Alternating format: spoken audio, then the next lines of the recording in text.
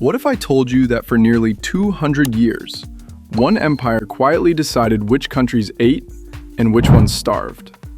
Not through ideology, not through religion, not even primarily through military conquest.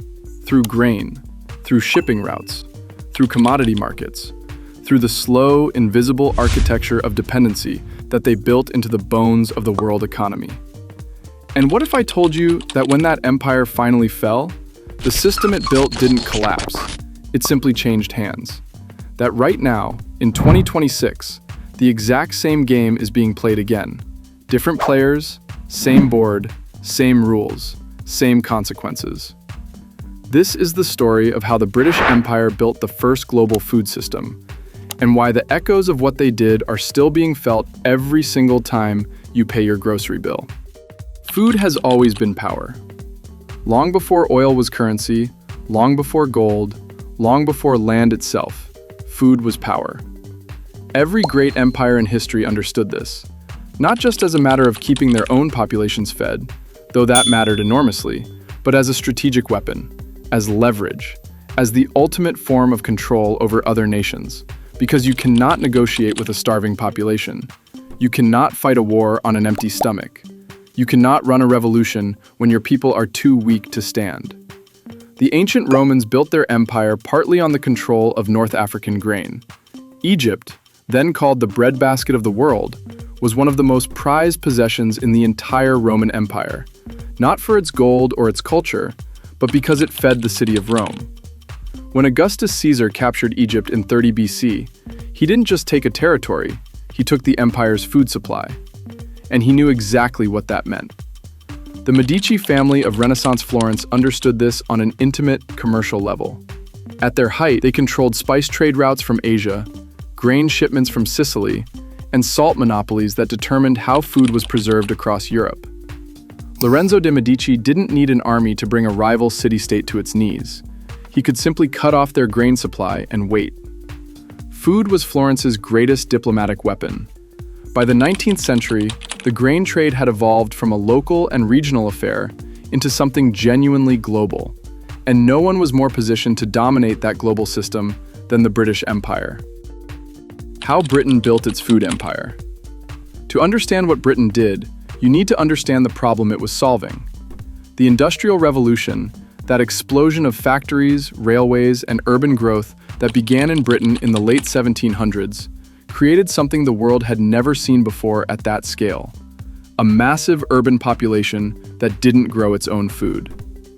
Factory workers in Manchester, Birmingham, and London needed to eat. They lived in cities. They had no land, no crops, no animals. They needed cheap, reliable food delivered to them, or they would starve, riot, and tear the industrial economy apart. Britain's answer was elegant and ruthless in equal measure. Use the empire to turn the entire world into a food production machine for Britain. India, at the time the crown jewel of British imperial ambition, was systematically converted into a wheat and rice exporting economy. British colonial administrators reorganized Indian agriculture away from subsistence farming toward cash crops and export production. The railways they built weren't primarily for Indian development. They were designed to move grain from the interior to the ports, where it could be loaded onto ships bound for London. The consequence of this was catastrophic. When droughts hit India in the 1870s and 1890s, creating conditions for famines that killed tens of millions of people, grain shipments to Britain continued uninterrupted. The logic was economic and brutally clear. The grain had a higher market value in Britain than it did among Indian peasants who couldn't pay for it. And so it left. While people starved, these famines killed an estimated 12 to 29 million people. Canada and Australia were transformed into massive breadbaskets, their vast prairies converted, with immigrant labor, into wheat-producing engines that fed the British Isles. Argentina became a beef and grain supplier. Egypt and Sudan were restructured around cotton and grain exports. The Caribbean fed Britain's insatiable appetite for sugar, a demand so powerful that sugar consumption in Britain tripled between 1750 and 1900. By the late 1880s, Britain imported more than 2/5 of all wheat entering world trade. One nation consuming nearly half the world's traded grain. Not because Britain couldn't grow food, but because it had built a system so efficient that importing food. The three pillars of control. How did Britain maintain this system for nearly 2 centuries? Through 3 interlocking mechanisms that, together, gave them total dominance over the world's food economy. No other nation at the time had all 3. The first pillar was the Royal Navy. Britain's fleet was, without question, the most powerful naval force in the world, from the Battle of Trafalgar in 1805 through most of the 19th century. But its real power wasn't in fighting wars, it was in controlling trade. The Royal Navy patrolled every major shipping lane on Earth. Any merchant ship, anywhere in the world's oceans, operated under the implicit protection of, and subject to the implicit rules of, British naval power. If you wanted to ship grain to the global market, you were operating in British-controlled waters on British-friendly terms.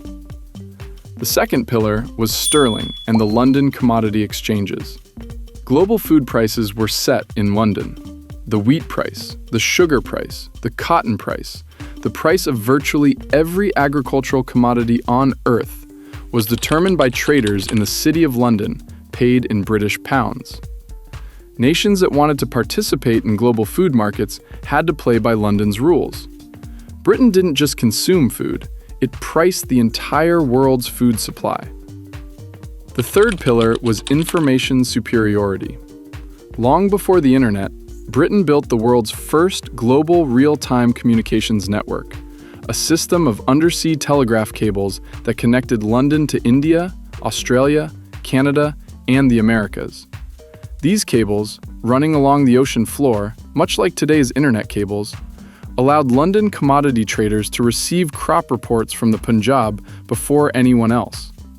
To know about a drought in Argentina before the Argentinians had finished counting their losses.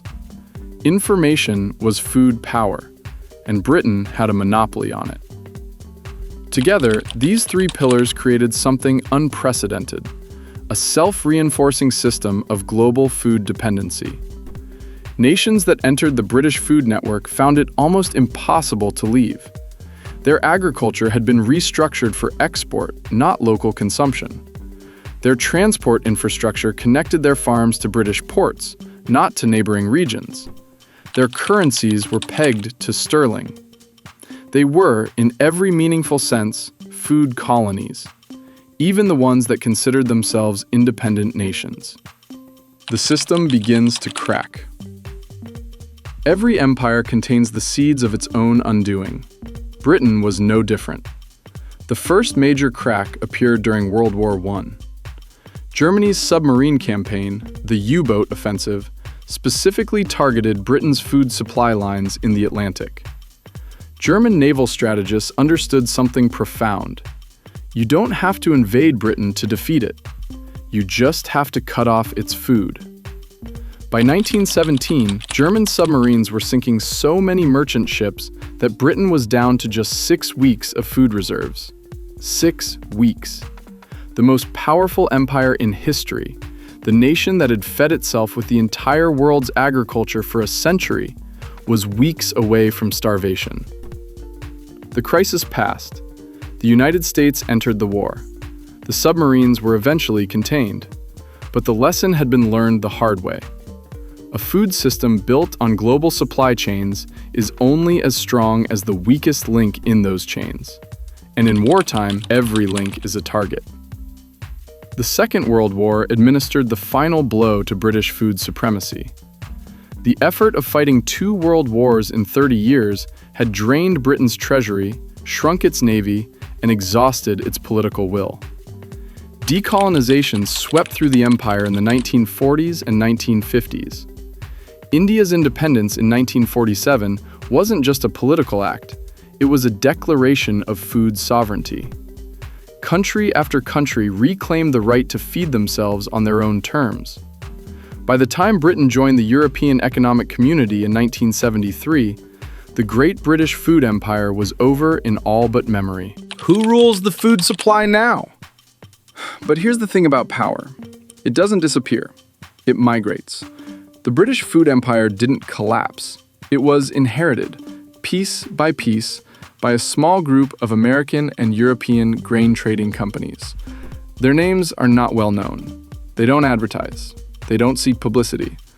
But together, they control the majority of the world's grain trade.